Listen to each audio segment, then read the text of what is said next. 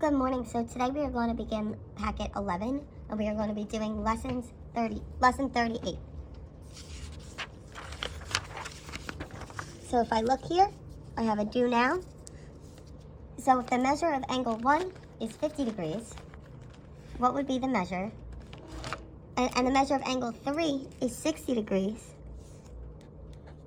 So angle 1 is 50 degrees.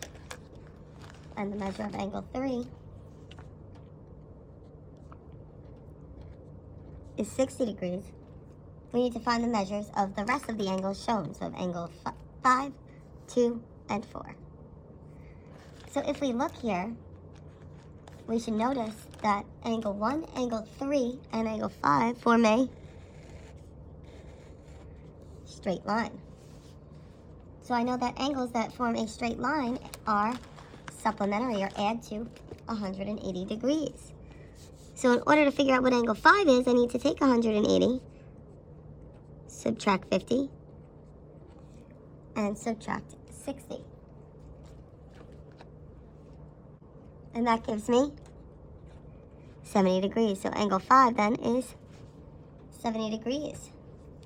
Now I need to figure out what angle 2 is. I notice here that angle 2 and angle 1 are actually alternate interior angles. So we know that alternate interior angles are congruent. So if angle 1 is 50 degrees, angle 2 is 50 degrees. Then we have angle 3 and angle 4, which we notice are alternate interior angles also. So if angle 3 is 60 degrees, angle 4 is 60 degrees. And then I see that I have a triangle here. There's my triangle. What do we notice about the angles inside of a triangle? Well, if I take the 70 degrees and I add it to the 50 degrees and I add it to the 60 degrees, 70 plus 50 plus 60 gives me 180 degrees. And that's going to be what our rule is. So the sum of the measures in a triangle always equal 180 degrees. So all the interior angles in a triangle equal 180 degrees. So given the triangle, what is the measure of the missing angle? And can we write an equation to solve for the missing angle? Well, I see here, in my picture, I have a triangle. One of the angles is 60 degrees. One of the angles is 40 degrees. And the last angle is x degrees. So that's our missing angle. I know that all of the angles in a triangle equal 180. So that means if I add 60 to the 40 and to the x, they would equal 180 degrees. So if I have 60 plus 40 plus x, it would give me 180 degrees. Now that's an equation that I can solve for. So I'm going to solve here. My first step is going to be to combine my like terms. So I combine 60 and 40. So I have x plus 100 equals 180. Then in order to solve here, to get the x by itself, I'm going to subtract 100 on both sides. And I get x equals 80. So my angle there is 80 degrees. Let's look at question number 2. I have my triangle.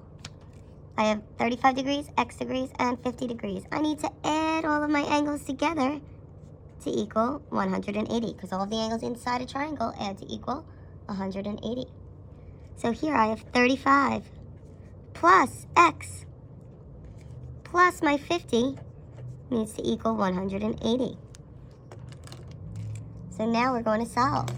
In order to solve here, I'm going to combine my like terms. And I end up with x plus 85 equals 180.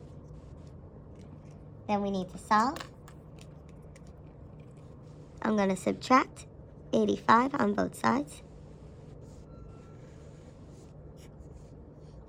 And I get x equals 95. So this angle is then 95 degrees.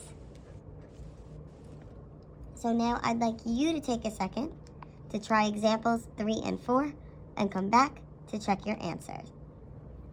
So if you take a look at question number 3, we have our angles 65, 60, and x. So I need to add them all together to equal 180. And I have my equation 65 plus 60 plus x equals 180.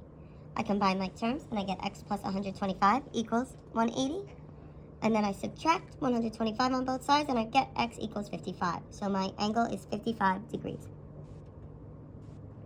Then I have question 4. So I have my angles 40, x, and 37, and they're all inside the triangle, so I need to add them to equal 180 degrees. So I have 40 plus x plus 37 equals 180. I combine like terms, and I end up with x plus 77 equals 180. I subtract 77 on both sides, and I get x equals 103. So the angle is 103 degrees. If you have any questions, please comment them on this video or in the Google Classroom, and complete practice worksheet number 38.